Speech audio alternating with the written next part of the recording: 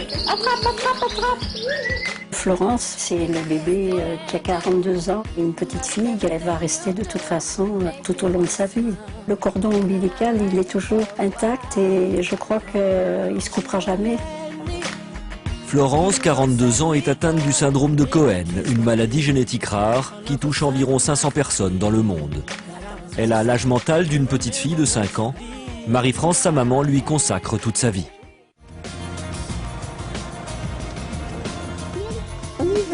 On y va. Florence ne peut rien faire seule, même les gestes les plus simples du quotidien. Sa maman et son beau-père François, qui l'élève depuis ses 18 mois, s'en occupent à plein temps.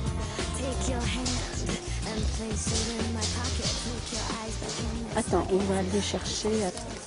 Oh, mesdames. Tu dis bonjour à la dame là-bas. Elle t'a fait le sourire, la dame, tu vois. Elle est gentille. Hein? Florence, dans les magasins, elle dit toujours bonjour à tout le monde. Hein, Flo? Tu dis bonjour. Ou au revoir. Forcément, elle ne se comporte pas comme tout le monde et que malgré tout, si les gens se retournent et se disent tiens, qu'est-ce que c'est? On le sent, nous, et ça me blesse. Ça me, je sais pas, ça me fait quelque chose au cœur. C'est un peu moi qui le dis toujours, qui remonte le moral. Pour ça d'ailleurs, je le remercie toujours moi qui se tombé. Oui, sûrement qu'il y a des regards. Moi je les vois pas, moi je vois rien. On se promène et puis c'est tout, ouais. On s'occupe de nous.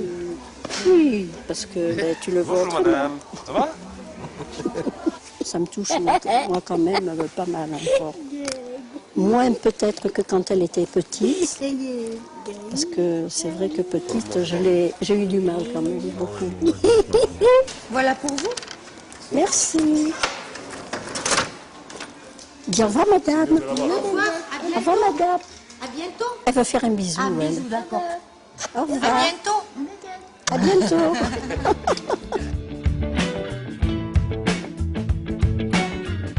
Vas-y, Louloute. Fais voir comme tu sais laver tes mains toute seule. Alors attends. Là, ça se complique un peu. Le syndrome de Cohen génère des problèmes oculaires, digestifs et un retard mental important qui rend la communication difficile. Florence comprend lorsque l'on s'adresse à elle, mais elle ne peut pas s'exprimer correctement. Ça y est, les mains sont propres, Flo? Alors, qu'est-ce que c'est qu'il faut qu'on mette, Florence? Tu le sais? Il faut mettre de la farine? Oui. Alors, attends, regarde. Parce que Léo et Louis, ils vont venir, hein? Ils vont vouloir du milliard. Alors, il faut le faire. Alors, tu m'aides? Là, il va falloir des œufs. Et du sucre après. Bon, les Flo, c'est à toi. Vas-y. Vas-y. Très bien. Bravo. Les débuts avec Florence ont été particulièrement pénibles. Pour tout le monde, je pense, parce que elle était très très colérique, elle se roulait par terre et donc on ne savait pas comment s'y prendre. Elle était vraiment comme un petit animal sauvage. Quand elle parle ou qu'elle nous dit quelque chose, nous on arrive à comprendre un peu comme les mamans avec leur tout petit bébé. Ah bon, ouh là là, on va pas mettre tout ça quand même. Hein. C'est du rhum? Ouh là là. Alors elle dit les choses quand même, elle répète. Par exemple.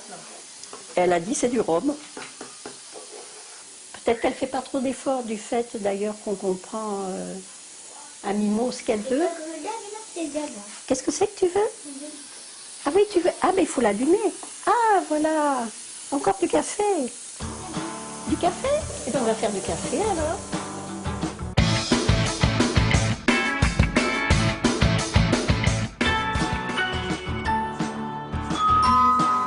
Qu'est-ce que c'est, Flo?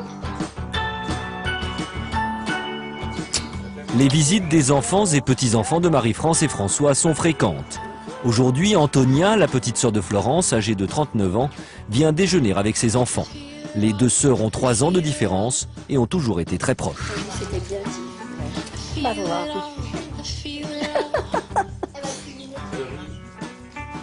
Ah, elle voulait me copier. J'ai les perles du Japon à mamie, parce que j'en avais plus.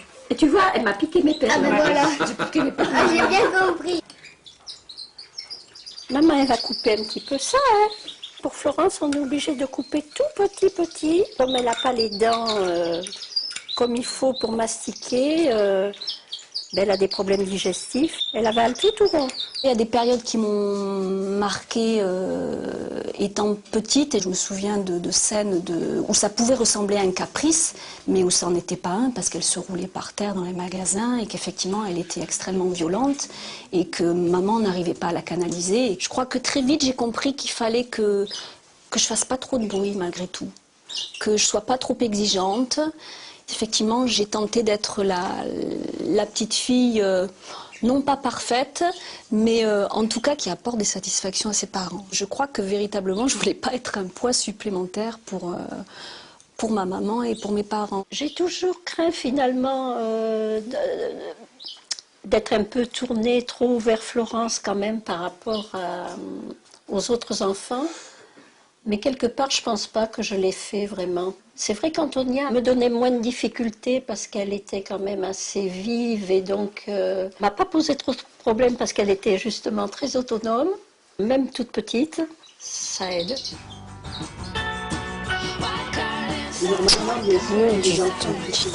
ça y est, c'était le câlin. Oh, si tu le gros câlin.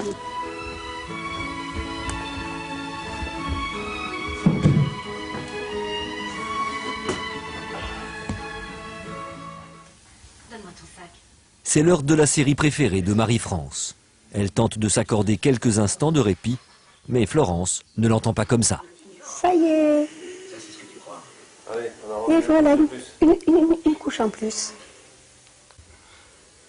C'est parce que maman elle regarde les feux de l'amour, alors il faut s'occuper de Florence.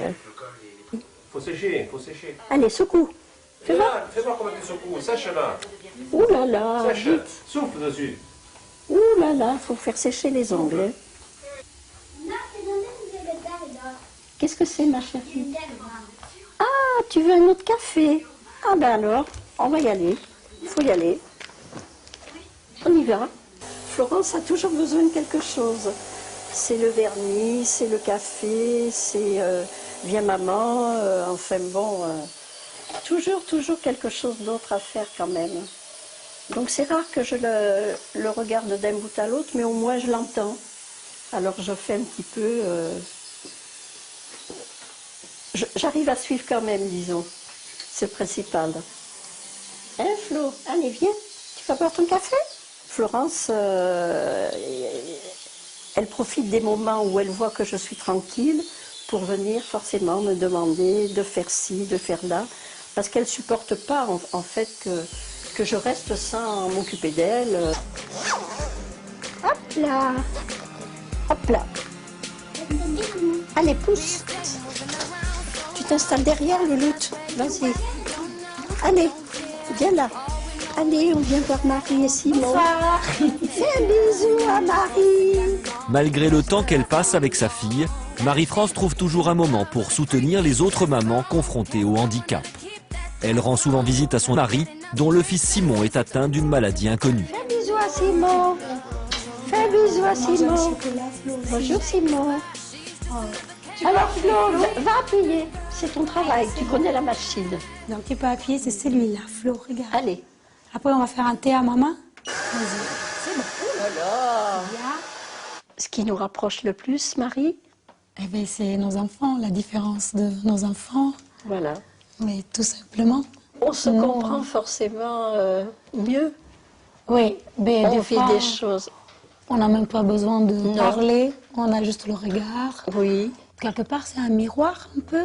oui. Alors des fois on a envie de les voir, des fois on n'a pas envie de les voir. C'est à double tranchant notre... Oui, oui, bien sûr. Parce que C'est pas ça tout à peut fait nous le même décourager parcours. Oui. et en même temps ça peut nous rapprocher. On a sacrifié notre vie de femme, mais c'est un bon sacrifice. C'est pour accompagner. Quand il vous arrive un enfant, il vous arrive comme Ben oui. le bon Dieu vous le donne, les expressions. Hein, comme Oui, dit. tout à fait, oui. Donc, il faut être là pour les soutenir, pour les accompagner. En fait, des échappatoires, t'en as, toi, Marie? Non, pas beaucoup. Toi, t'en as? Alors, Mais tu non. disais par rapport à tes enfants, c'est pas des échappatoires Même finalement. pas parce que Ils viennent à la maison, ils viennent manger à la maison, je suis obligée de faire encore à manger. Comme quand il y avait tout le monde. Mais t'as qu'à faire la grève, toi aussi, comme les autres, alors. Ah bon, une seule? Bon, pour Florence, bien sûr. C'est des fromages? Je les vais chercher. Non, mais elle est là. Ah, il est là.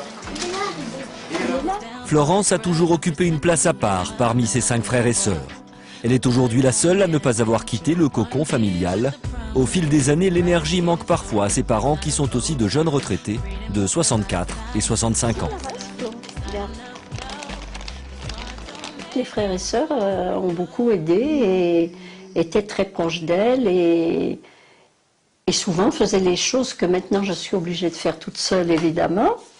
Parce qu'une famille nombreuse, c'est vrai qu'on était 8 à table, mais ça me paraissait moins lourd finalement que ça l'est maintenant en prenant de l'âge et en m'occupant de Florence vraiment à plein temps quand même.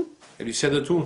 Alors, si elle disait non, je veux pas, Florence, non, elle dit toujours oui. Alors évidemment, Laurence en profite. Tu penses que j'ai besoin de souffler davantage qu'on ne peut le faire? Tu as besoin de souffler davantage, mais comment faire? Mais c'est vrai que des fois, t'aimerais bien qu'on puisse partir quand... T'aimerais bien. On aimerait bien. Parce que j'aimerais, bon, mais c'est pour toi aussi, parce que je vois bien que tu es fatigué, tu as la marre et tout.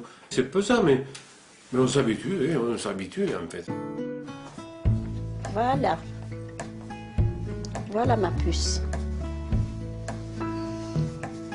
Alors, au revoir. Au revoir ma chérie. À quoi, merci? Ah, tu vas faire un gros dodo? À demain. Bonne nuit. Beaucoup de parents vont effectivement avoir ce sentiment ou ce besoin de sacrifier leur vie à l'enfant handicapé. Mais sans doute que c'est aussi lié à cette fameuse culpabilité qui leur donne le sentiment que, voilà, comme ils n'ont pas pu mettre au monde des enfants en parfaite santé, et ben, du coup il va falloir faire le sacrifice de leur propre vie. Même pour l'enfant malade, il est préférable d'avoir des parents bien équilibrés, bien dans leur corps, dans leurs pensées, que des parents sacrifiés. Et que pour cela, c'est important, bien sûr, de prendre en compte l'enfant, son handicap et de bien s'en occuper, mais dans le même temps, c'est très très important de rester à l'écoute de ses besoins en tant qu'être humain. T'as bien dormi, toi? Pendant des années, Florence a été considérée comme autiste par les médecins. Mais quand les soucis de santé se multiplient, Marie-France s'alarme et consulte un généticien. Après 2 ans de recherche, le syndrome de Cohen est diagnostiqué. Florence a alors 34 ans. Petit à petit, quand notre enfant est handicapé, on est obligé d'accepter, on peut pas faire autrement. Mais ce qu'il y a de certain, c'est que quand on nous annonce une maladie génétique, tout à coup, on se pose encore d'autres questions. C'est nous qui avons transmis quelque chose de mauvais à notre enfant et on se sent coupable forcément de ça. Je suis souvent en colère, oui, contre cette maladie. J'ai eu très souvent des moments de découragement, mais importants, où j'étais vraiment écroulée.